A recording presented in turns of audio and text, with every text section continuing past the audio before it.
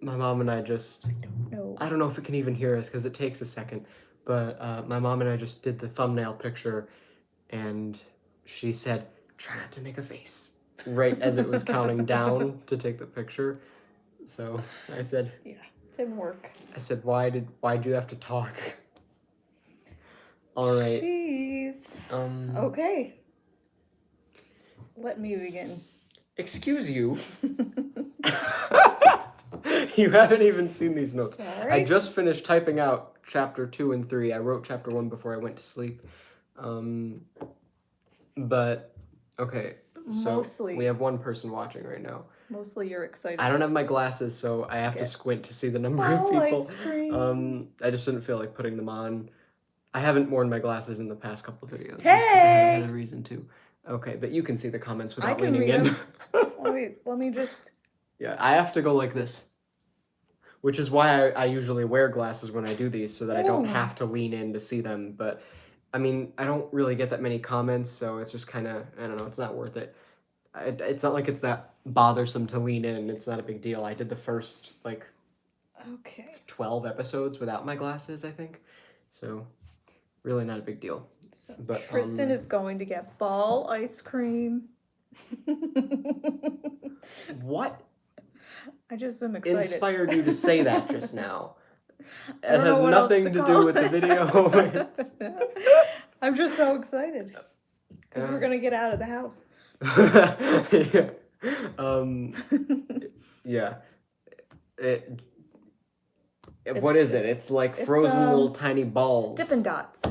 Yeah, there's different names for it, I think. Dippin' Dots. But we're going to go get some of those at the mini golf haven't place. had it in a while. We were talking about it the other day, and there's a place that sells it that we can just go and get it. It's not a big deal.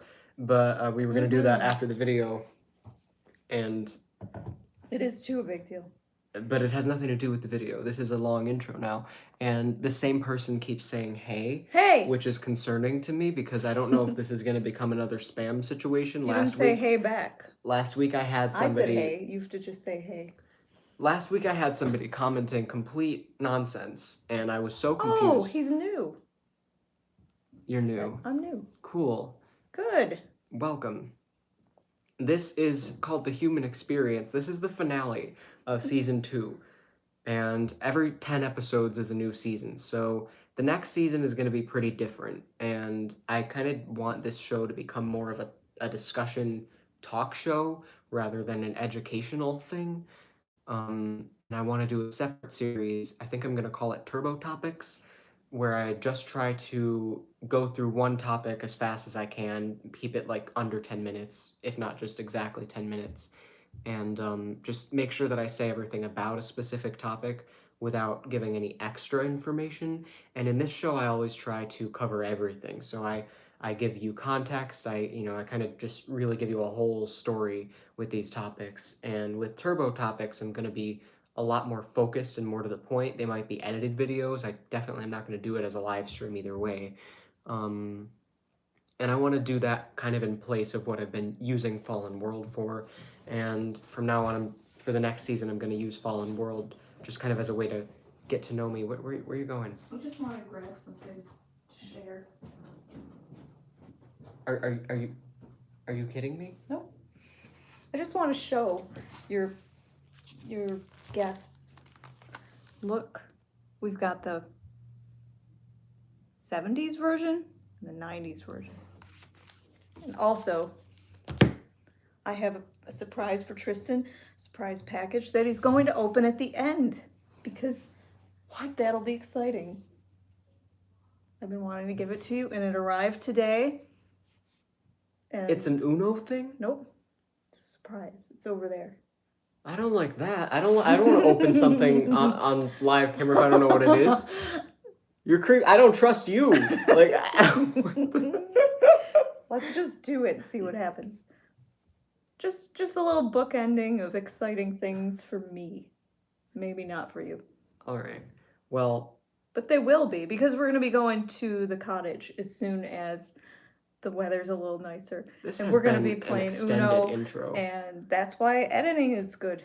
I can't edit these videos. Well, that's what I'm taking advantage of.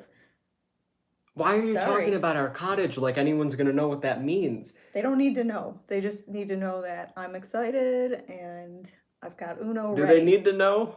No. You said they just need to know that I'm excited. Ooh. Well, There I goes a am guy. too, but it's unrelated to the topic. Yep. And as I was just saying, Now I'm the done. next I'll season stop is going to be about me, interrupting. so you might want to save this for episode 21. This is still Ooh. about political stuff. This is the ending of that. So you got spit Sorry. on my paper. Why did I invite you on today? Because you're usually pretty focused on what I'm talking about, and today you're just so. I'm ready to just go get. You're a little frantic. I feel like the lighting is so bad. It's really dark. It's good. It's good. It's good. It's muted. I told her to leave the window blinds open, and she insisted on closing them halfway because the light would be reflecting off of her face somehow. Yeah. But what do you think is happening to my face? It doesn't matter. It bothers my eyes because I have old lady eyes. Okay, well, it's been 6 minutes. I've never Get done going. a I'm 6-minute not intro. Stopping you. You are. You're making me feel like I have more to say. Okay. This is just irritating. Maybe it'll somehow feed into what you're going to be talking about. Possibly. Mm-hmm. I mean, I have no idea what I'm going to be talking about, though. I only know what I was planning on talking about before I invited you on. Very last minute decision to do this, by the way. Also, I was going to do today's video with a guest, and it was going to be about a totally different topic. But once again, the scheduling just did not match up, so we are not going to be able to do that this week, which is okay, because I wouldn't have been able to do this exact video if it was with that guest. So, this is called The Human Experience, and it's... Excuse me. Sorry. I'm sorry. I drank some water and I got an air bubble. It came back. I'm sorry. Oh. Okay. It's really hard to just literally what? Do nothing. Okay. Hola. Yeah. Hello. All right. All right. Go ahead. Stop. We both say all right at the same time.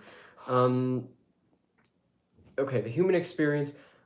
This is something that I've been thinking about lately. I was having trouble deciding what to do for this video because I wanted it to be like a big finale that kind of covers everything I've been talking about in the season. And I wanted it to circle back around to the first episode of the season, which was called The Broken System. If you haven't seen it, it's episode 11, and I kind of talked about just, how the U.S. system is pretty flawed in a lot of areas, primarily the justice system and the education system, but I didn't talk in detail about those two things. I said I was going to do that at another point, and I might do it in this video, but only if it comes up, if I feel like it's necessary. I might do it in chapter 2, but chapter 1 is called Literally What, and the reason that I've called it that is because it's about questions that people have. It's about confusion. And the next 2 chapters are about the right and wrong directions to head when you are confused. Because if you're standing around and you're thinking, what's going on? I'm really confused. You can either go the right way or the wrong way. So chapter 2 and chapter 3 are called The Wrong Answer and The Right Answer. And chapter 1 is just about talking about some of the questions that we have. So that's kind of what you're meant to feel. It's kind of just a generic, what? That's why it's called Literally What. But the first thing that I wrote here is everything you learn about existence is tainted by your biased perspective. So what that means is that you can study the universe, you can study existence, you can have all sorts of philosophical, existential thoughts, but it's all coming from a biased perspective because you're in the universe and you exist. So you're not able to look at it from a neutral perspective. Like if you're studying germs, you can study them under a microscope because you're not a germ and you can understand it from the perspective of something that's not a germ. But if you were a germ, how could you study other germs in an unbiased way? How could you imagine what it's like to not be a germ? Do you know what I'm trying to say? It's like, it's a really confusing thought. And when you realize that you can't know anything about existence um, without coming from a place of already existing, it just is like, well, then how do I get out of this? How do I zoom out enough to be able to understand it? Which makes it concerning because you can't really zoom out, and it's always easier to understand something when you're looking at it from a distance. We like to do that. We like to shrink things so that we can see them in front of us. But What a nice relationship of sister and little brother. I'm his mom. I hope that was a joke. I don't know if you introduced me as your mom. I don't know that I did either. Yep. That's cute. I wasn't sure if that was a joke or not, but that we've heard that before though. Yeah, we have. That's funny. I think in a past life we probably were. No, we actually had that confirmed. Raven told us that we were in each other's lives in a significant way, I think 11 other times. That's what he said. And I see. Okay. And we were in each other's lives a lot more than that, but 11 significant times. And the first time that we were in each other's lives, I was your older sister and you were my little brother. Mm-hmm. And the reason she brought that up in that session was because it was kind of like that's kind of the relationship dynamic that we kind of have between us in this life. Mm-hmm. So it was relevant. But yeah, we definitely act more like siblings than anything else. And her sister, my aunt, often accidentally refers to her as my sister. And then she's like, I mean your mom. And she's like, my aunt always tells me, I don't even remember what life was like before you were born. I just think that you were always here. And she'll talk about memories of 20 years ago. And I'll be like, I didn't exist, or I was 3 years old then. How would I remember that? And she goes, oh, I don't know. I completely forgot that you would have been 3 years old. So it's weird. Not bad. That's not bad, but just something to bring up. It's funny. Luckily, this is the finale, and these are going to be longer every time I do a finale of a season, which would be the episode with the 0 after it. So 10, 20, 30, these are going to be longer because the topics are bigger. So I'm less pressured to fit it into a certain time frame. Well, yeah, you've extended this. I barely started and we're already 12 minutes in. So we really... Oh, I'm a time sucker. Yeah. Sorry. Not really sorry. Okay, so... Yeah, I was saying it's easier to understand something. It's easier to not be afraid of something when you can zoom out and look at it from a distance. When you can take a look at it and say, this is a piece of paper.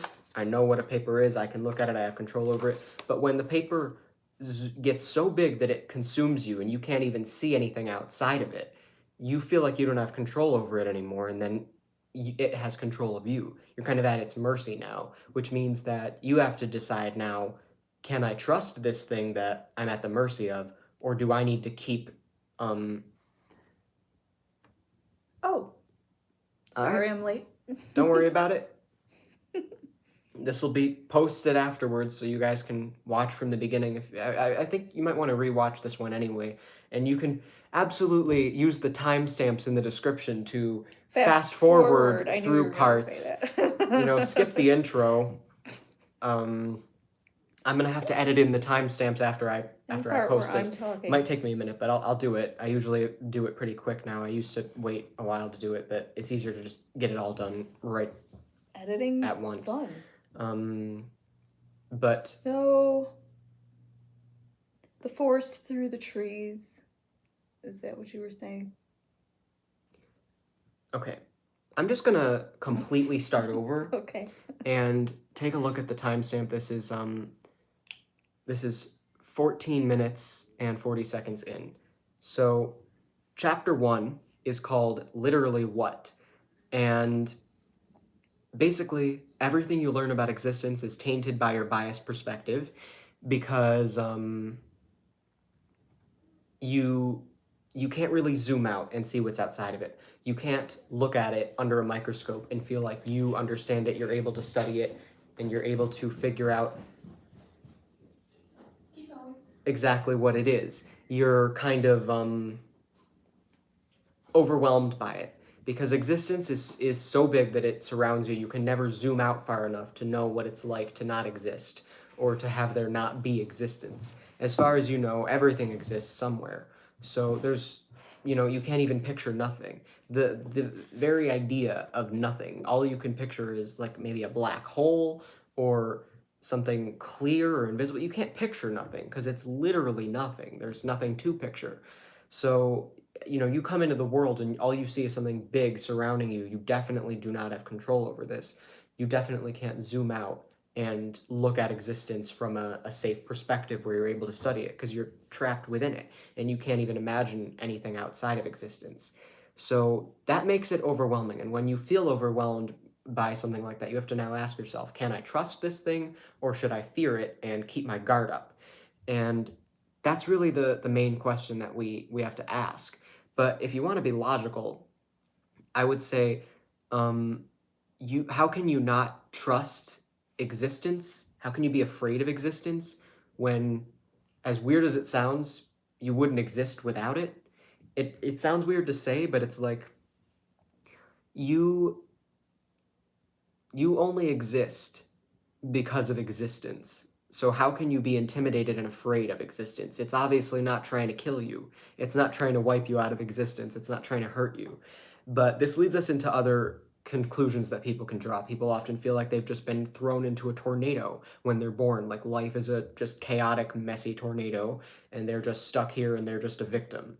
And then other people have kind of the opposite mentality of, maybe life is a tornado, but I'm not just thrown into it. I'm supposed to be in charge of it and I'm supposed to make everything okay. And doing this, you're assuming a lot of responsibility, and that is either going to lead to you being a really anxious and controlling person, or you're going to eventually realize how unrealistic your expectations of control are, and you're going to end up becoming depressed because you can't do everything, and then you'll just end up doing nothing, which is like the complete opposite. So it's just really sad. The last thing I have written under chapter 1 is that the material world has no reason to exist if it's temporary and all that exists. And what that means is basically, sorry, I'm just hearing noises. Me. It's something from in the basement. Both your parents are down there. Um, so who knows They're what stirring type around. of annoying stuff That's okay. they're They're pushing still over. alive. And That's all we know. I heard like They're a bag existing. make a sound. That second So, bag. They are existing. The material world has no reason to exist if it's temporary and all that exists. Yeah, that one is going to take a little bit of explanation, because I think of things as the material world and the almost like excuse me. I literally burp in every single video. You judged me before. I didn't judge you. I just was like looking at you as you were a distraction. Not a critical face. Whoops. It's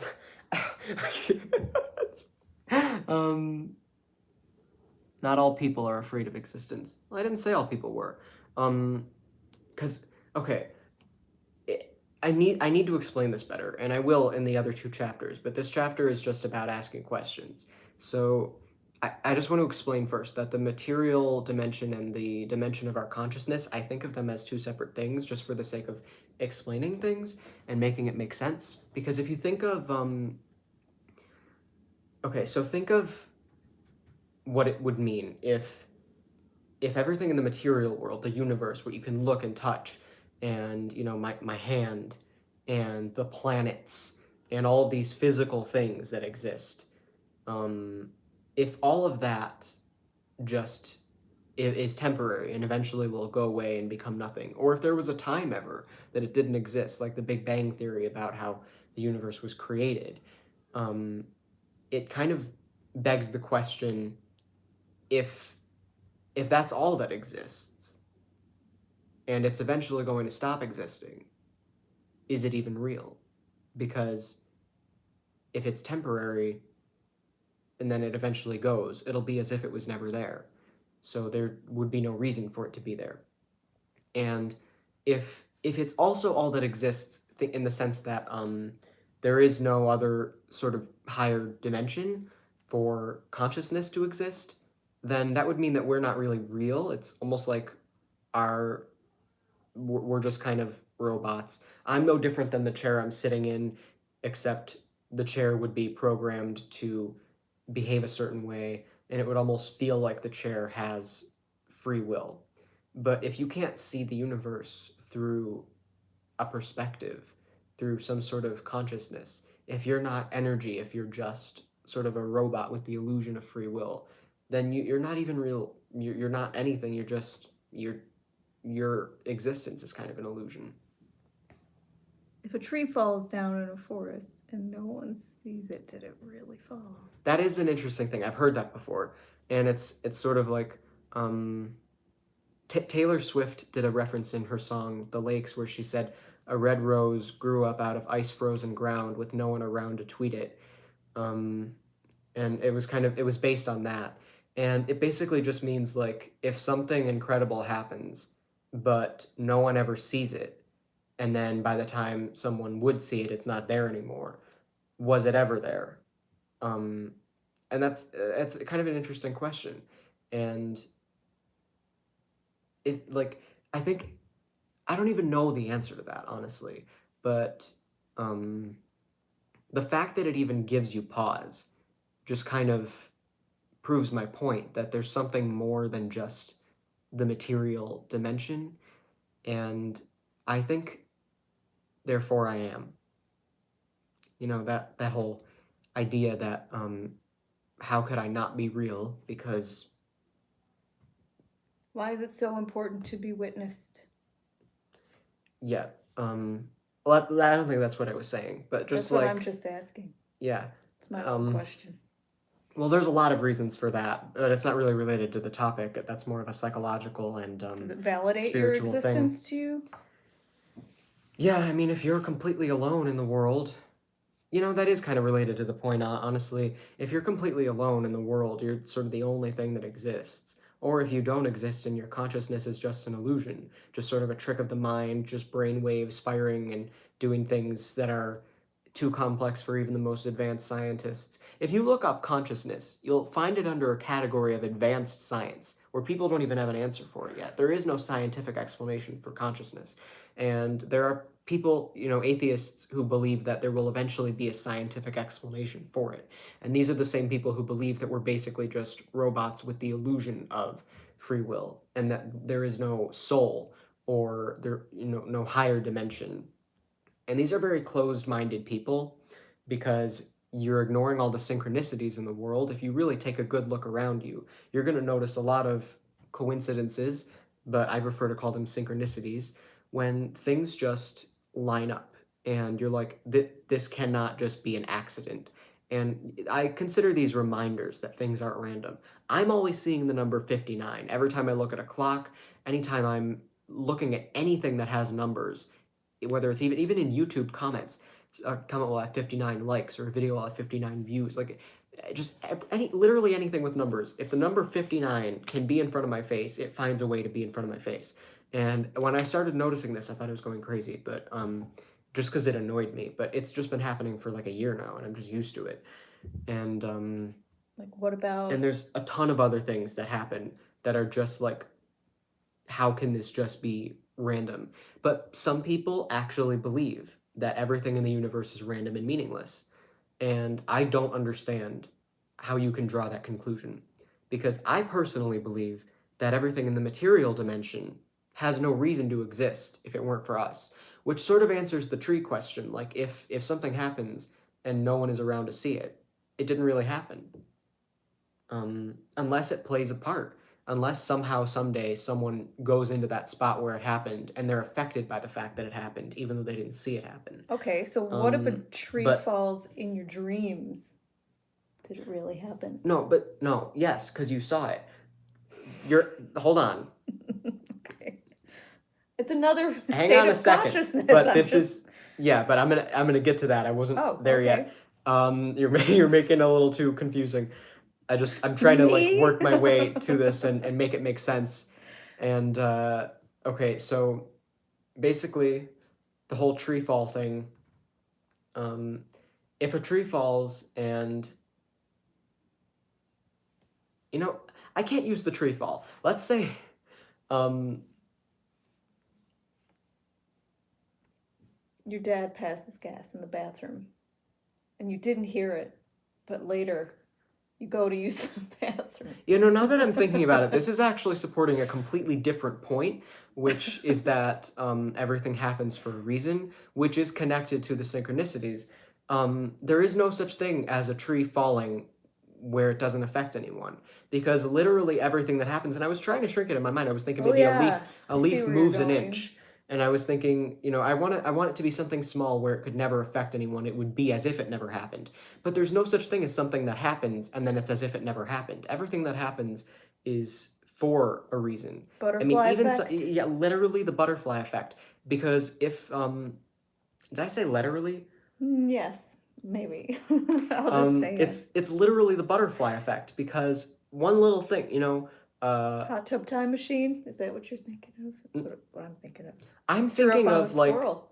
yeah, in a comedy called Hot Tub Time Machine, they went back in time and uh, threw up on a squirrel, and then the squirrel ran down, and it went into this game and affected the game, and then the team that was originally going to win lost. So the guy was wrong in a bet about it, and it was because of the squirrel. So it really is like a leaf could move an inch, and then a bug that would have not gone in that direction if the leaf was where it was goes in that direction instead, and then everything is different and everything gets thrown off because we're all connected and everything that happens affects us in some way. So there's no such thing as something that happens without any kind of effect on us. There's no such thing as something we can be indifferent to. I would say it would fall because I believe in a God. I had to Oops. skim that real quickly. I Shoot. read all of It it, but I didn't disappeared. take it all in, so I don't even know what that said. I just kind of skimmed it all with my eyes. It was something about believing in God and God sees the tree fall, so it happened. But we're gonna get to beliefs in chapter 2 because that's a really important thing. I hate that this has already been 27 minutes. I really wish that I could have been more focused and on point, but it's okay. If you guys want to watch this, I put the chapter times in the description. Afterwards, I'll do that within like 20 minutes of it being up. So you can, just wait a half hour after this is posted and then go back and you can see the chapter times in the description, and you can just skip around to make sure that you're only hearing the points so you don't have to watch the whole thing. This is going to be a long one because I really haven't even gotten started yet. But there really is no such thing that happens that doesn't affect anyone. So just even the idea of a tree falls and no one sees it, someone would find out about it eventually. It would have some sort of effect on Causes a something. tremor. It's a ripple effect. It would come back to you and it would mean something. You would have no idea. You would have no idea that you got that promotion at your job because a tree fell somewhere on the other side of the planet. Like you don't see the connection, but it happens for a reason. So I think I covered chapter 1, and the reason that it's called literally what is because when you're contemplating existence and you're really thinking, like, why, what, like you just look around and you're like, why is this? What is this? How can I possibly know anything about it when I'm part of it and I can't really zoom out to look at it? All I know is what I'm exposed to, what I learn, what I feel, and how can I trust that? How do I know that's real? How do I know anything is real? How do I even know the concept of real is something we made up? Everything is something we made up. So what is anything? And you just find yourself asking these questions. You're just literally what? It's a little overwhelming and confusing. I have to go. Bye. Okay. Bye. See you later. I hope that you're able to watch this after it's posted. If you want, guys, you can listen to this. You don't have to really watch it. You can just be doing the dishes or driving somewhere and just have your earbuds on or have it playing somewhere. You can just listen to it while you're doing other things.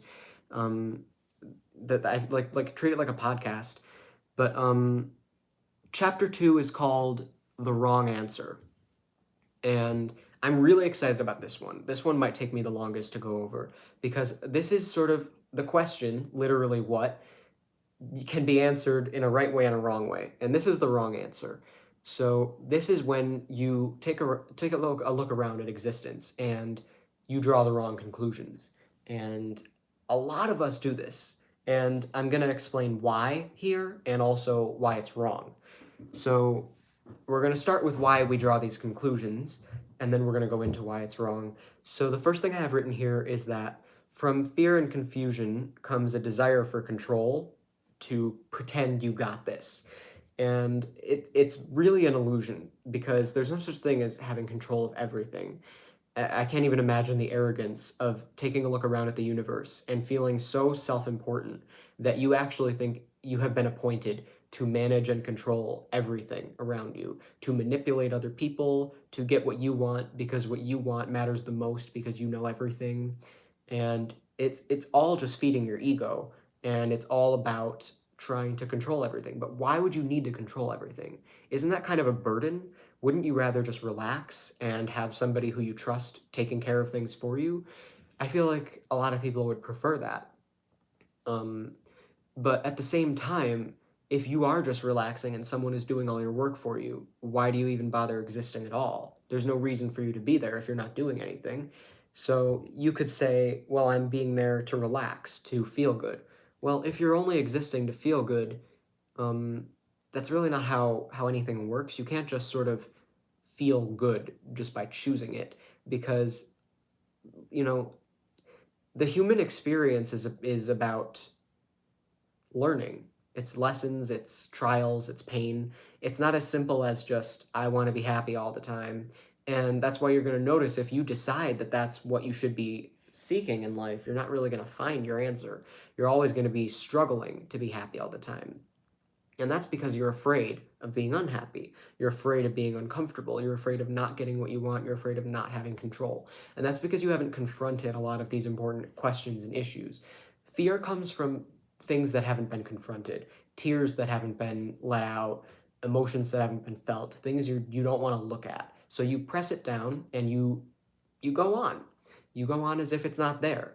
But it will come back to you at some point. It will pull you down, and the lid will fly off the pot at some point and hit somebody in the face if you don't manage it better. You cannot pretend these things out of existence. So you really have to learn to be comfortable in uncomfortable situations. You have to learn that part of the human experience is being uncomfortable. You're not here to be happy and comfortable all the time. Even just the basic things about the human experience, the fact that we can't live without food. If you just laid there and let everybody do everything for you, you would get fat and, have somebody feeding you, and you'd just be laying there feeling like there's no point to anything. You're just kind of just existing. And that's because part of your happiness that you're so intent on achieving comes from accomplishment. And what you're describing by just laying there and having somebody do everything for you is depression. And you can disguise depression as something else. But if there really is a fat person who just has slaves who feed them and wipe them and do literally everything for them, you're not happy. You can lie to yourself all you want, but you are a miserable person. And it's really, really sad. If you go into that room and talk to that person, all you're going to feel is toxic, negative energy. You're going to feel a lot of like, I'm not safe here. This person has no integrity. This person does not care about other people. This person is alone. And there's no way anybody likes this person because, as you were saying This before, person doesn't like if themselves if we were alone, because they're not contributing. it's like what you asked me when you said, like, why do we want to be witnessed? Because we know that if we're alone, there's no reason for us to be. It's almost like if we're just completely isolated, the only person on the world, the only person in the universe, we would get lonely. We would feel like, why do I even bother? What's the point of anything? Which obviously would lead you to the conclusion that other people matter, that we're all connected, and that we all need each other. So why do we treat each other the way that we do? Because we haven't gone this far in our minds. We haven't drawn these conclusions. We let fear take over. And this leads to other things. And here's where I want to bring up religion, because this is a really important topic. And somebody commented something about believing in a God. And the problem with this is that we have a lot of people who choose the wrong answer, who choose fear and control and ego, which is really just this idea that you need to be in control of everything at all times. And when you're afraid, you're really only thinking of yourself, like those primal instincts of I need to save my own ass. You know how they tell you on a plane, put your mask on yourself before your kid, and most people are like, I didn't need to be told that. If the plane is crashing, I'm putting my mask on without even thinking about it. Like I'm not going to be thinking. I'm just going to be doing because I'm panicked. I'm afraid. That's what fear does to you. You're not thinking, but all you're really doing is trying to protect yourself. And that's okay. You know, those instincts are there for a reason, but you have to be able to zoom out and look at it from a logical perspective, because if you let it take over you, you're really not you're not doing yourself any favors. So Do you mean like perceived danger versus actual danger? I When you guess, when you're a kid and you have no one to like taking care of you, then you're kind of taught that you have to take care of yourself. yeah, And then you there's form a habit of choosing fear. that. Yeah, okay, so that's a really good example. There are a lot of people who are born into a ton of situations, and it's really a test. When you are born into a really trying situation, it's trying you because it's a test. That's the whole idea. You have to choose faith and love. If you have unconditional love for everybody, that doesn't mean you don't have that doesn't mean you don't have boundaries. That doesn't mean, excuse me.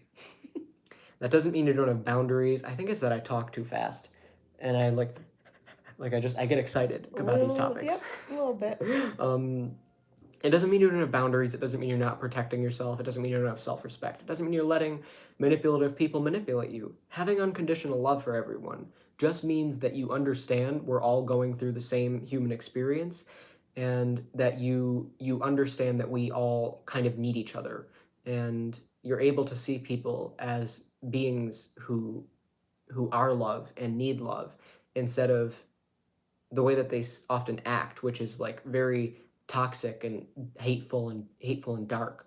And it's easy to have somebody who kind of, you know, completely takes advantage of you or makes you feel worthless, and to just hate them instead of love them, to just how dare you do this to me? What's wrong with you?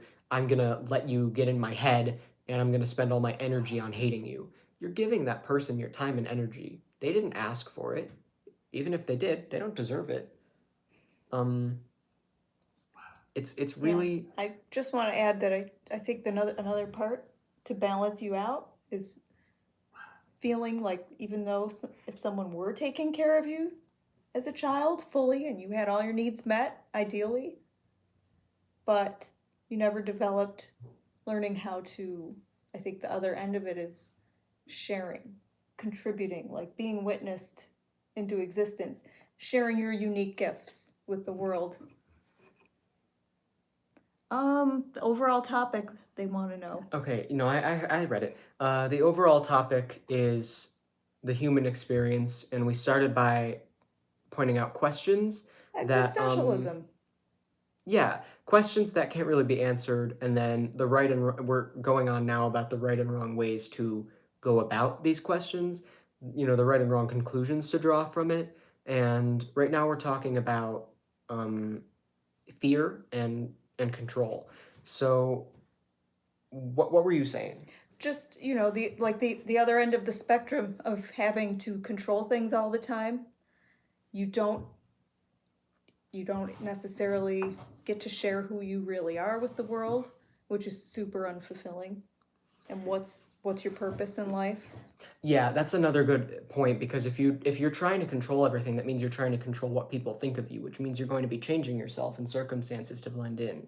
And you're going to eventually do that so much that you don't even know who you really are outside of that. You're just sort of fear instead of you. What did you come Like, here to share with yeah, the world? we don't ask ourselves that. We don't say, "What am I here to contribute?" We're it's only like me. What can I take? What can I take? What do I want? And not what can I give? How can I contribute? And how could you possibly think that you're just here to take? If all of us were only here to take, none of us would have anything to give. If you're So what? if you You perceive can't that pour you're from an empty starving, cup. You can't pour from right? an empty cup. So if you are only taking and taking and taking, and you believe that that's the right thing to do, and that everyone should only be focused on taking, there's not going to be anything to take because you can't pour from an empty cup. We need to be more balanced, and we're not balanced when we are panicked and reactionary and living like that. That we want to control things, but we can't plan safety ahead of time. So jumping into the unknown. Okay. Yeah, jumping into the unknown with blind faith is really important, but we're going to talk about that in chapter 3. This is chapter 2, and it's about the wrong answers, and chapter 3 is about the right answers, and that was a good point, but that's part of the right answer section. So, the ones who chose control hold all the cards. They play by their own rules. That's the second thing I have written under chapter 2.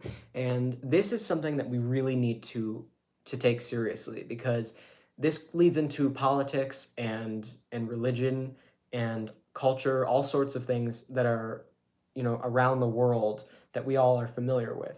And we have leaders and dictators. We have religions that try to control. We have all sorts of things, and you really have to be aware that whatever you're putting your faith into could have very well come from humans. And part of the human experience is being able to choose fear over love, being able to lie and choose ego and control instead of empathy and compassion. And you have to know that you can't trust other humans. You really shouldn't take anything personally, which is another really important thing to think about, because when you start listening, it's like you go into a zoo and you see the sign, don't feed the animals, don't feed the humans, don't give them what they're asking for, don't give them the time of day. Like, they don't know what they want, they don't know what they're doing. If somebody is imbalanced, they should be thought of as someone, as if you're walking into a mental institution, and you wouldn't take anything they say seriously because you know these people are not in their right minds. So if they call you a monkey, you know you're not a monkey, but you also know that they genuinely believe you are a monkey. But you know they're not in their right mind, so you brush it right off your shoulders in one ear and out the other. You really need to be doing that with everyone who isn't telling you something that is genuinely coming from a place of love and empathy and positivity. And the best way to tell that is just to learn to read people and energy, and to be able to tell if someone is balanced instead of out of balance. And you can usually feel if someone is genuinely coming from a place of compassion. They're not thinking about themselves at all. They're not thinking about if they can say the right thing, if they can do the right thing. They're not concerned about the right or wrong thing. All they're concerned about is how you're feeling and how they can help you to feel better. And they're not thinking about themselves at all. They're not afraid of how you'll perceive them. They're not afraid of how you'll react. They're only thinking about you. And you can tell when someone is genuinely feeling that way. And there's no fear. That is authentic. And that is someone you can trust. And when they give you advice, it doesn't necessarily mean the advice is accurate, but it means that they're coming from a place of good intentions. And that's really all that you can ask for. But if you don't feel that, if you feel that they are concerned with the wrong So things, true. if you feel that they're coming from a place of, I'm trying to do the right thing, I'm concerned that if I don't handle this the right way, you'll be mad at me, or I'm trying to help you because I'm uncomfortable seeing you upset. It makes me uncomfortable to see people who are sad, so I want to make you feel better, so I don't have to be around someone who doesn't feel good. Or just, it's all about control. They're just trying to control the situation. And if you feel that kind of energy coming from that person, treat them as if they're mentally ill. Don't take anything they say to heart. Don't take anything they say personally. Let it go in one ear and out the other. They're not there to help. They're not really even there. They're in their own head, and they're fighting a battle, and they're just doing it in front of you. And they're trying to trick you into thinking that it's about you, but it's not. Because they don't even have the capacity to think about somebody else. They're busy worrying about everything that they think they have control over. So you're not even really in front of them. And they may genuinely care about you, but that doesn't always mean that they're going to show it. Because oftentimes these people don't realize how severe this problem is, and they can be in front of someone that they genuinely love and want in their lives and they care about, but they just don't know how to care about that person. They don't know how to really show it. So like, what I mean by don't take it personally, it doesn't mean think of this person as a bad person, stay away from them at all costs. It just means understand what they're going through, and just, don't have a bad reaction to it. Just say, okay, Take just, it with just a let grain them of go. salt. And just let it go. And if maybe you want to offer them help, you can try, but you also have to make sure that you're coming from a place of the right reasons. And if you're having a mental breakdown and you need help, it's probably not good for you to be giving somebody else advice anyway. So just keep to yourself, unless it's someone who genuinely cares about you. So that's all I'm saying there. But you have to know that these types of people who think that way, they are obsessed with control. That's their whole thing, and they're gonna find their way into positions of power, which is why I said they hold all the cards. If you take a good look at the world around you, you're gonna see that all the people who are in positions of power, whether it's power, in a church or in government or Putting my feet up. okay, I thought that sound was Sorry. coming from the basement. I was like, what? me. Yeah, or in government or just in some type of leadership position.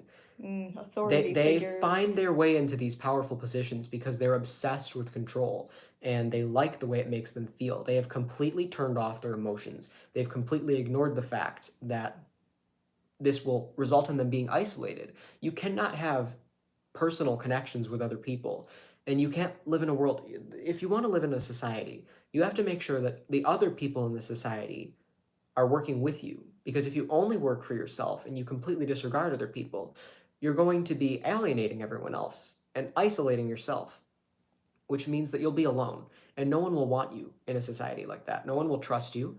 No one will feel that they can be honest with you. You can't keep a secret for them because you value yourself over everyone else. You have no integrity.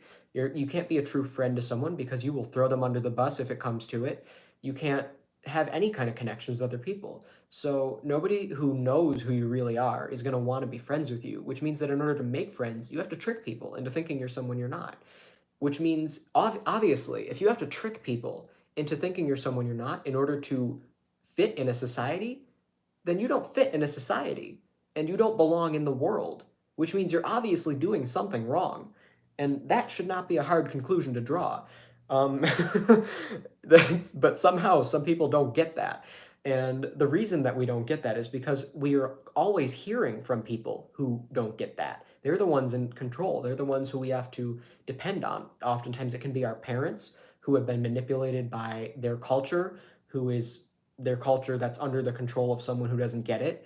And people buy into all sorts of religions. There are so many religions, and it's all complete hogwash. We made it up. It's that simple. All religions are man-made, and there are definitely truths in all of it because um, there is a higher dimension, and that's our consciousness. And there are definitely synchronicities. The universe is definitely not just the physical world. So I'm not saying that the atheists are right, but I'm saying that there is no one religion that isn't man-made.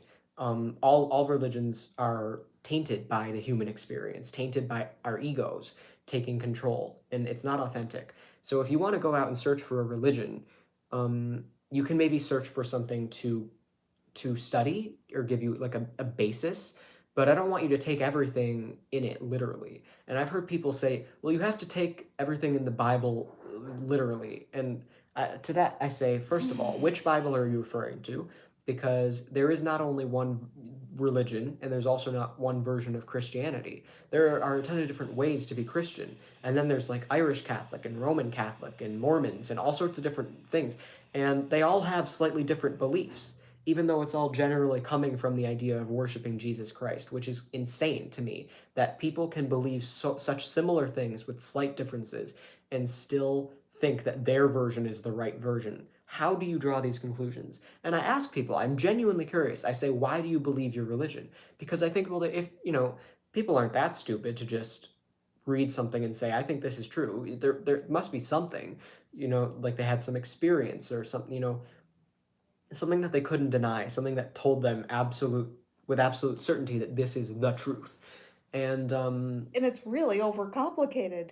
All yeah, of it. I think if you live moment to moment and circumstance to circumstance, you'll know intuitively what the right move to make is. You'll and isn't know. that what religion is for? The whole purpose of religion is It's so a that blueprint on how to live. you know pretty what the much. right thing to do is in any given moment. And you really need to get back to your roots with that because that comes from your intuition. And When you're empathy. born, How would you like to be treated in the circumstance? when you're born, you only know one language. You know energy. You can read the energy of a room. When someone comes to you and talks to you as a baby, you don't know what they're saying, but in a way you do know what they're saying, because you know the intention behind it, you know the energy that they're coming at you with. And it's usually positive, because people just pick up on that positive energy from a baby.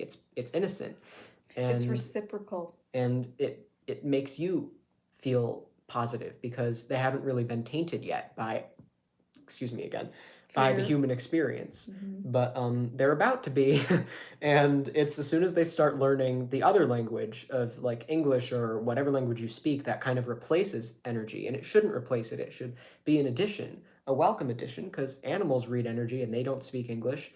And there are some things that you wish you could speak English with your animal about. So it's a good thing to be able to have a different language. English is the only language I know, and I've been made fun of for that. I've had people tell me it's not cool to only know one language, You but I really don't monolingual. care. I really don't care. I'm still like I learning think things it's about mostly English. to give people a calming reason for everything, even though it's unknown, but their religion is something that helps them to make sense. That disappeared really fast. They always, I always say don't leave super long comments, because they are only there It for like 5 vanished seconds, and then so I can't get quickly. it back. I tried once. I tried pushing on the button to make it come up again. It doesn't work that way. That's actually the button to have me leave a comment instead of the button to see my other comments. So I can't. I'm I not don't know that what you quick guys are of a saying. reader, but You know what you can do? oh, I can watch it on my phone. Yeah, You know my code. I do. Oh, that's okay. All right. We're figuring it out. Yeah. Okay. So. But I think the gist of it is because people don't understand and they were trying to make sense of Here, what they don't know. here's the whole live chat. You can read all But the comments. I think that's where intuition comes in. I got them all here. Right. But doesn't the world make sense to you when you're just a little child playing in your garden and you haven't had an ounce of religion in your life? The world makes sense. You know you're there to caretake for the plants. You know you're there to just have the sun shine on you and make you feel good and I want to talk about how things got so misinterpreted, because I understand that people are very devoted to their religions and they're very certain that everything else they hear is just some sort of right conspiracy. It's of the devil. Basically, anything that contradicts my beliefs is of the devil. It's the devil trying to trick you. There's a lot of things that I hear where people, I'll talk about these things and they'll say, well, actually, I'm familiar with this and this is how I look at it with my religious beliefs. But you have to really, you have to stop this, because it's not helpful to just compare everything you're hearing to the beliefs that you got, that you weren't born with. You weren't born with all the information in the Bible. You weren't born aware of your religion. You were born just kind of knowing other things. And isn't it okay to not understand sometimes everything? I mean, that's the whole point. That's the first chapter, is how we're like, actually, it's not the first chapter. It's the second chapter. That's the wrong answer. We think it's not okay to not know. We're terrified of the unknown. Right. Because makes you... it's like when you walk into a dark cave and you don't know what's on the other side, you don't want to go in there because you think, well, I could get killed. And that's okay. You might get killed. You don't know what's on the other side of there. And that's what makes it scary. Because it's unknown. If you knew, even if it was still dark, if you knew 100% certainty what was on the other side, you wouldn't be afraid to go in there. You could go in there saying, I know exactly what's in front of me. I know exactly what it is. That's why when the light comes on, you're not afraid anymore. Oh, yeah. Very interesting conversation. I disagree with a lot, but it's still interesting. Different perspectives. Well, I'm thinking like you're kind of bringing me around to mythological beliefs. Like this was Hudson. This is somebody that I met last night and we were talking about stuff. Oh, okay. And I gave him the link to my channel so we could watch the video. But isn't mythological Greek, Roman mythology, isn't that also an explanation? Zeus is the one throwing the lightning bolts. They didn't understand why their crops weren't growing this year. Well, because we didn't pray to this god. There's got to be a reason for this. That's not the reason. But we make it up because then it calms that alarm inside of us. Mm-hmm. The main thing that I really want to talk whether about, or not though, it's true, regarding religion is why so many things make sense. because I think the main reason that people believe their religion is because they think that it makes more sense than any other religion, and because they've had experiences where they felt something, or when they started believing it, something changed in their lives. I always hear that. I've asked a ton of different people of a ton of different faiths, Muslims, um, uh, Jewish people, that like Islam, Judaism, these different religions, and Christians and other faiths too. I've met with atheists. I've met with people who are agnostic. I talk to all sorts of people, and I'm always curious to hear what they have to say. And there is definitely a consistency here. They all basically say the same thing, which is that they think it makes the most sense. For the atheists, it's just that it makes the most sense. But for the religious people, it's that they had some sort of experience that confirmed it for them. I could use an example a friend gave me who said that he was questioning his faith, and then two women showed up at his door like right at that moment, and said that we were called to your house because you might be questioning your faith, and we want to read the Bible to you or something. And he was like, this is a sign that I'm supposed to believe in the Bible. And there was also another situation where he like saw something in his living room that was he told his church about it, and they said something about how it was connected to the Bible. And he told me this, and I thought that it's really interesting. But when I thought about it myself, I realized that the things that he told me do not contradict what I believe at all, and it doesn't necessarily mean that that belief set is true. Those two situations still could happen with my belief set, which It's also a very emotional connection, mm-hmm, so it's hard to simply change it. yeah. But you don't have to change anything. Yeah, it's not about changing. It's just about making sure that you're coming from a place of love instead of fear. That's really all you have to do. I don't care what you believe, as long as you're aware of the difference. As long as it doesn't lead But you to start controlling other people's thoughts and beliefs. You yeah, can believe whatever you want. and you may notice that I'm gonna get to this later. But anyway, my friend is not even Christian anymore. I'm not sure what he thinks of himself now, but he was agnostic at some point, and he's learned a lot since then, and so have I. But at that time, it just felt so certain. I was also not in a good place back then because I was pretty certain of my beliefs, and I've learned a lot more since then that makes me feel more like it's not about being certain. It's not about having a set of beliefs about how things work, but we both were certain of what we believed, and we both have evolved beyond that, and that's because it's not healthy to be that certain. But I understand that you have a lot of situations that to you in that moment validate it, and there are times where I had a situation where I was talking to somebody who I didn't know this at the time. I just met a random person, and the first thing I thought to say was Jesus loves you, and I just said it to be funny. I had no idea who I was talking to, but I just was like randomly decided to say that. I had no idea why I wanted to say it. I just was like, I'll just say that. I just felt like I like to say random things. I like to be random, and I try to be funny. And I said that, and the person said, "Why did you say that?" I said, "I don't know." And he said that he was thinking of committing suicide because um, he was gay, and he believed that it was of the devil and that it was against his religion, and he was feeling distant from God, and he believed that Jesus was trying to send a message to him through me to keep him alive. And he decided that he was going to repress his sexuality and continue to be a Christian. And I thought to myself, well, that's kind of sad, but I also thought at least you're not going to die. I was like, what? I couldn't believe this happened. And I believe that it could have been Jesus. I don't know. There are a ton of things. I believe that energy doesn't die, and I believe that we're energy. So, of course, if Jesus was a real person, why is it so unfathomable that he could be floating around helping people out when it's necessary? Because energy, if we are energy, and energy is the only language that we know before we learn whatever language we speak now, we can communicate with each other even when we're not alive anymore. And some people are just And Greater you can even conductors, communicate with each other without, conduits. like, this Is is that the another word? thing. There's a lot of myths when it comes to like mediumship, like you can't communicate with the dead until like a year has passed.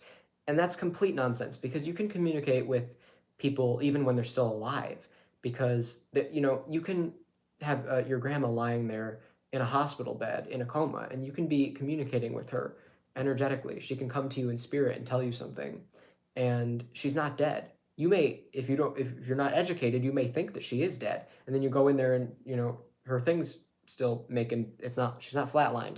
Uh, so you're like, well, then what did I just see? What just happened? Well, you did see her. She wanted to tell you something, and just didn't mean she was dead. And this is a really important thing to keep in mind: is that you have the ability to communicate with people with energy um, regardless of whether they're dead or alive. But you also have to keep in mind that people, energy doesn't lie, people lie. So you have to make sure you know what you're hearing, because this is a different topic. I'm not going to get into this right now. You can't fully be there for someone when you're holding on to control. I already addressed that. I already addressed everything I wrote in chapter 2, but I still want to go over the religious aspect because so the idea of I want to start with heaven and hell because this is another thing. There are some very real concepts in a lot of religions that are based on real things. You'll notice if you study all religions, there are some consistencies, and there's very good reasons for this because we're right, but it got twisted. So heaven and hell is real. It's something inside of you. It's basically a choice that you're making every time. Are you going to be in heaven or are you going to be in hell? And you make that choice, that decision every day, all the time. And that never goes away because you're never going to lose your free will. That's the only thing that can never be taken away from you. That's the only thing you really have control over. You're choosing heaven or hell at every given moment. And you can really be homeless and the happiest person in the world. You can be rich and the most miserable person in the world. It's your own choice if you're going to be in heaven and hell. So we, being humans who understand the physical world, turned this into, we knew these truths a long time ago. That's a religion definitely has a truth-based origin, but a lot of it got mistranslated because the Bible was not originally written in English, and some words we didn't even know what they meant, and sometimes it was translated intentionally wrong to push an agenda, and sometimes it was translated just because we didn't know.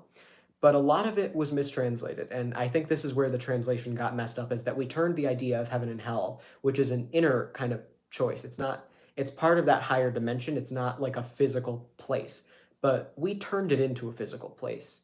And, the idea of like in the Ten Commandments, the things about like worshiping God, that is accurate because you should be living in service of a higher power. You should be not fearing existence and the universe, but working with it, working within the system that's there instead of trying to take control of everything.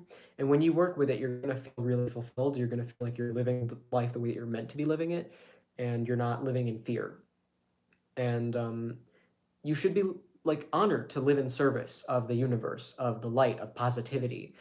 And we twisted that into, you know, don't worship false gods, have faith in only me, that type of mentality, and don't question anything that I say. That was, I believe, deliberately translated because the idea for that is to control people. And remember, these people that are in positions of power, they're obsessed with control. That's all they want. And George Carlin pointed out that in the Bible there's a lot of spooky language. And I thought that was a really funny way to put it, but it's true. When you read the Bible, when you read the commandments, it sounds spooky. The way that things are worded and the way that everything's put, it's like you hear it and you're like, ooh, I'm going to be afraid of this. You scare people into submission. They hear, I am the one true God, and stuff like this, and things worded in a certain way that's like, this must be true. You freak people out. That's what you're doing, and it works really well. and and it's really just to control people.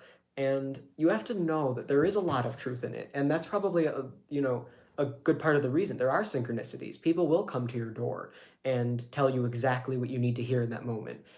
I can tell someone something that will prevent them from committing suicide without even realizing that's what I did.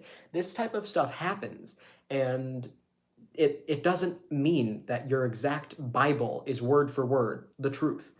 But you would like to believe that because you would like to shrink existence down into something you can look at on a piece of paper, when in reality you're surrounded by it and you don't have control over it. But you refuse to work with it because you want to be able to understand it and have control over it. The And that is user hell. manual. You want a user manual, but that's hell. You're putting yourself in hell. And whether you believe it or not, you're actually doing something that the Bible tells you not to do, which is don't play God. Don't don't try to be God. And what you're doing in that circumstance is you are trying to control everything. You're trying to make sure that you're doing the right thing at all times, and usually, not always, but most religious people try to push their religion onto other people because they firmly believe it's the truth, and they believe that it's their duty to make sure everyone else believes it too. Control. You are playing God. Knock it off. It's really not good for your own mental health to be holding that tightly under control. You are stressing yourself out, and it's going to lead to anxiety, and then that's going to lead to depression. Because when you eventually realize that you can't control everything, which is what the anxious state feels like, you're going to become depressed, and you're going to end up trying to not control anything, which is like that person who wanted to commit suicide that I accidentally saved. He believed that he needed to control everything, including his sexual orientation. And when he realized that he couldn't, the anxiety turned into depression and he felt useless.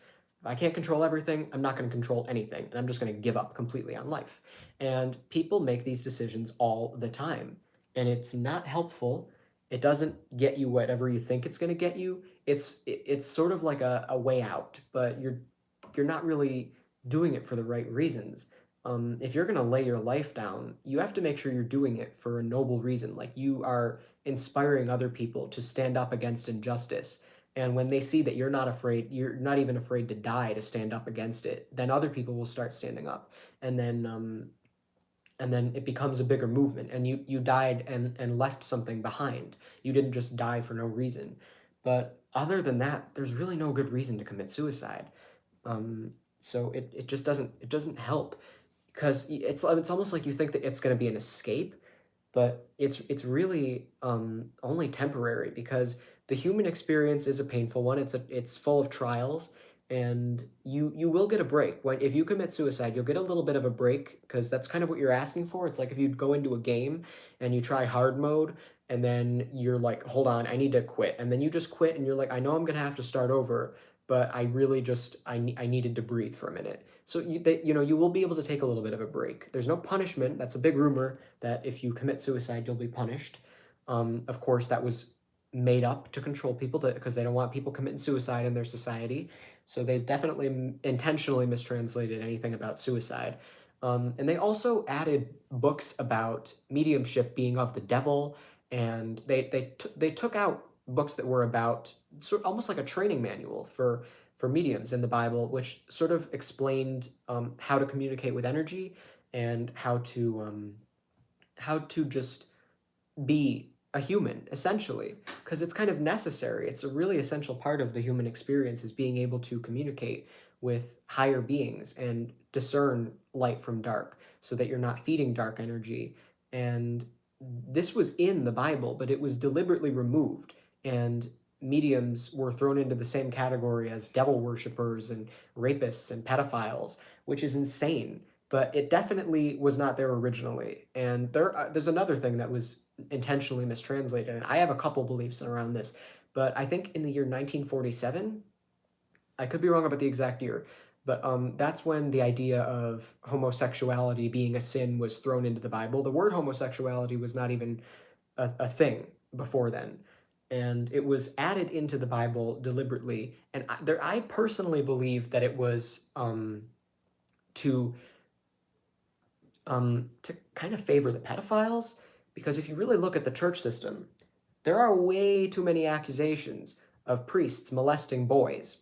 And I think the reason for this is that they wanted to kind of create this whole toxic masculinity and patriarchy to make boys feel like they need to be a certain way. You're actually breaking them down. Toxic masculinity and patriarchy, I talked about this in a couple episodes ago. Um, it hurts men as much as it hurts women because, you know, there are like drowning rates are higher for men because they take more risks and they have higher expectations of themselves.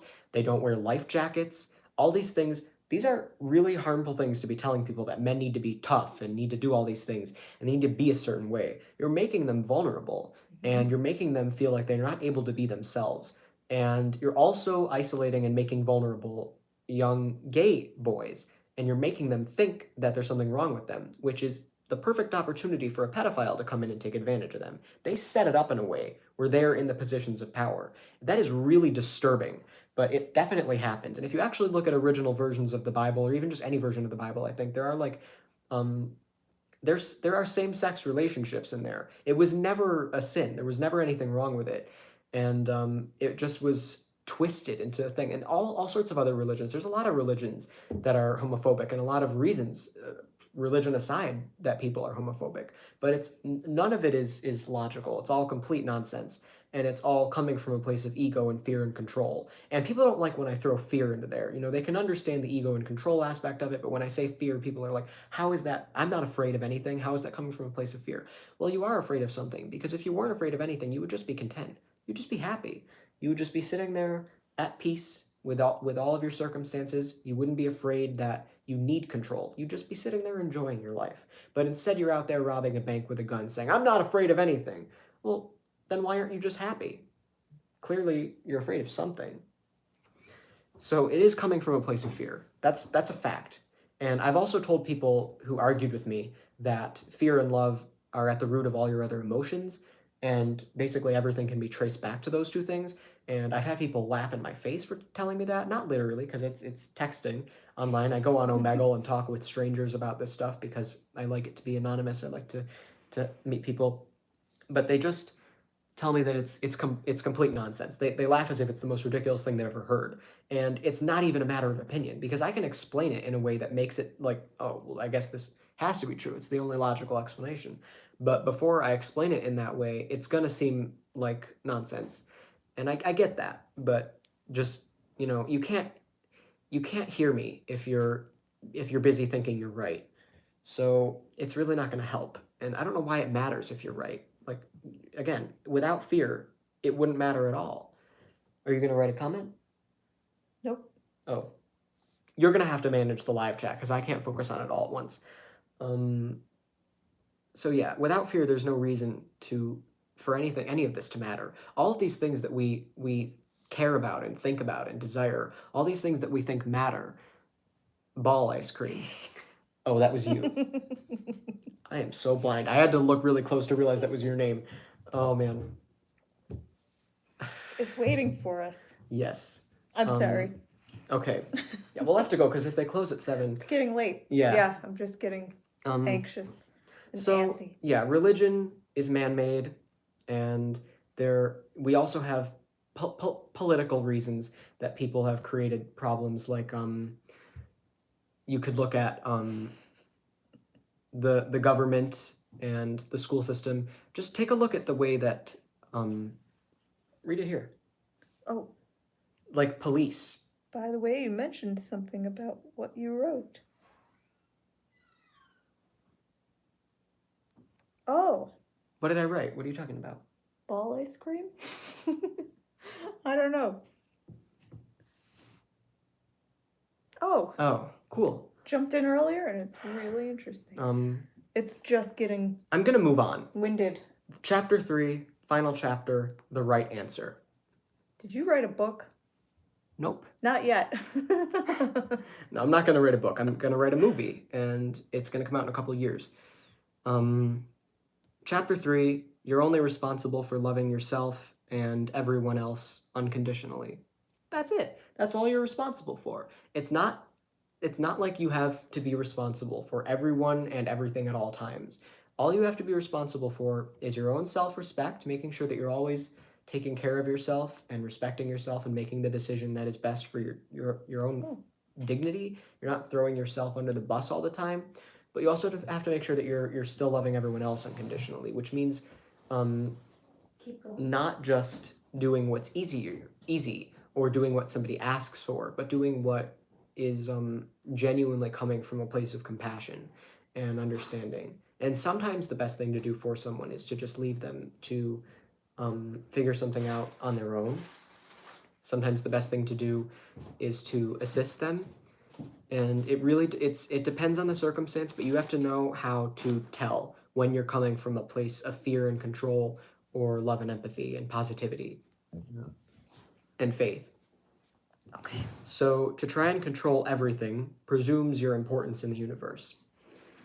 Your only important job is to live in faith and service of the light without ego. I read everything that's under chapter 3. Can you not do this right now? I haven't finished. Oh, I thought you were done. Why? I just started chapter 3.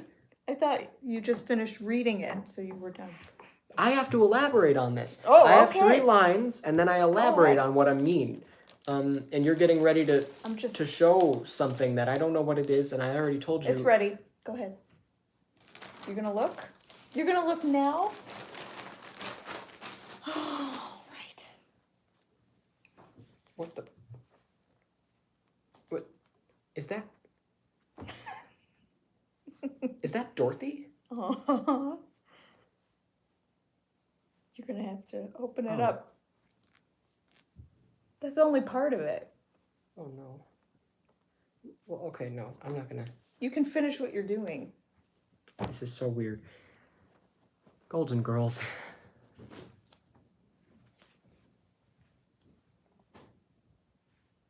Can you read it? Dorothy in the streets. Blanche in the streets. In the sheets. In the sheets. No, they both say streets.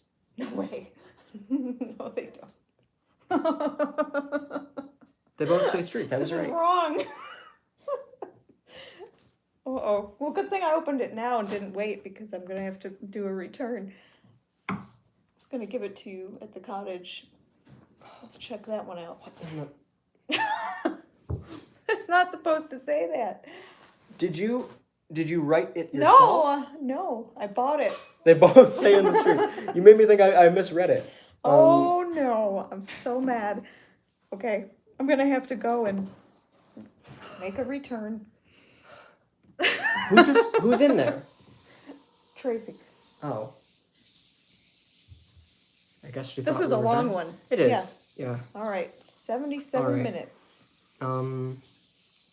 Well, I said it was going to be long because it's the finale of the season, so it's like the last one I did, episode 10, was almost 2 hours, so I don't think this is that long. Holy But crap. Oh, Amazon. did you not know we were still doing this? Well, why would you come down? I didn't text you that we were done. I thought you guys were just chatting. Nope. It's been long. I will always text Oh, you when I'm man. done. If you don't get a text from me, that means I'm still doing it. 100% of the time. I will never forget to tell you when I'm Ooh, done. I only So have don't worry. 11% left on my phone. Shit. Okay. Anyway, Oops. how do I wrap this up? Do you guys have any questions? You left the live chat. Can you guys ask anything? Think about what I wrote in chapter 3, what I just read. Is there anything you want me to elaborate on? Chapter 2, I was talking a lot about a bunch of things. If you need any elaboration, I think maybe I should talk a little bit about, okay, so the school system, the education system is kind of set up to make people feel like they are meant to be workers. And we try to turn people into workers in America, at least. In the US, I'm not sure how different it is in other countries. I'm sure it's all generally the same idea of make people into workers and get people under control. And, government and police and all of these things, it's all about control. It's all about trying to make things be a certain way. And it's really a dictatorship. And I addressed this in my last episode. If you haven't seen it, it's only 30 minutes, and only 15 minutes of it are worth watching because the other parts of it are just before and after. But go to my last video and click on the timestamp for chapter 1, and it'll only be 15 minutes before I'm finished reading a little story that I wrote, which kind of covers this type of political aspect of it and how it's really just a dictatorship, which is just disguised as, the illusion of free will. So that story, it's called New Paradise Lost, and it pretty much sums up what I'm trying to say right now.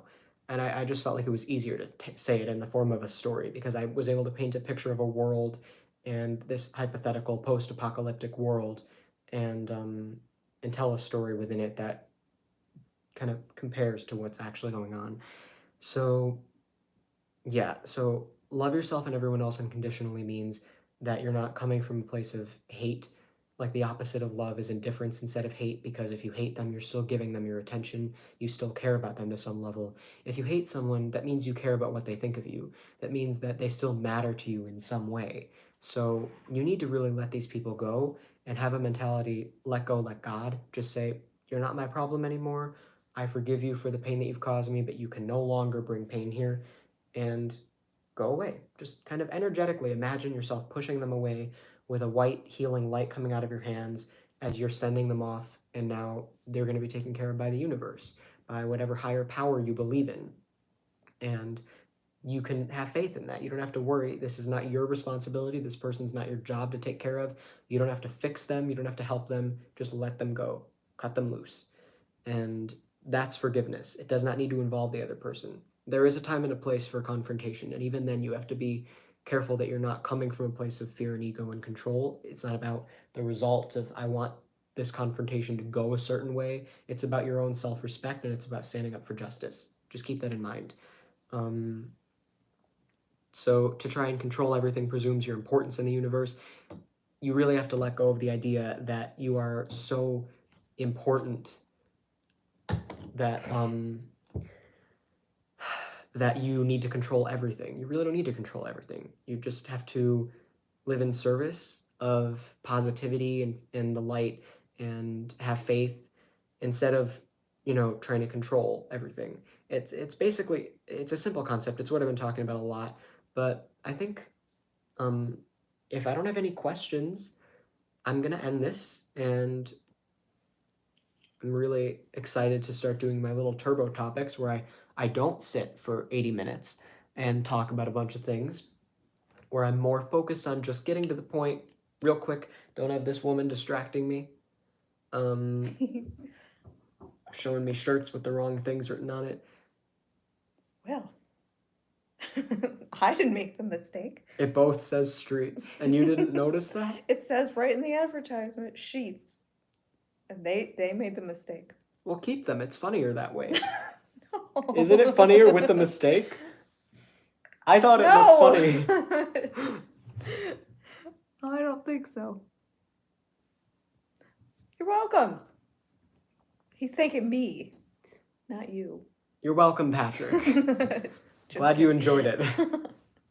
He Yeah. likes how I just sit here. So I just want to clarify, living in service of the light and having faith in a higher power does not mean standing by and watching injustice happen. It doesn't mean standing by and saying, well, even though this person is getting beat up, God will take care of them. That's not what it means. You do have a responsibility, and I told you the only responsibility is loving yourself and others unconditionally, and that does not mean trusting that God will just do everything for you. We addressed this a little bit in chapter 1, the idea that someone will just do all your work for you and then everything's okay. So yeah, that it's like you do have a certain amount of responsibility, but you're not responsible for everything. I think I said everything. So thank you for watching. I really appreciate it. Let's clean up. Let's get this done. It's gotten so we're going to get dark. ball ice cream before it's too late. Ball ice cream. And yeah, and some dinner somewhere. I hope you enjoyed this. Bye. See you next week. Not sure what it'll be about, but I know that I want the next season to be more personal and, kind of like a get to know me season. So the next 10 episodes will be about me. And then I'm going to do shorter edited videos on topics like this. So thank you for watching, and hope to see you next time I upload.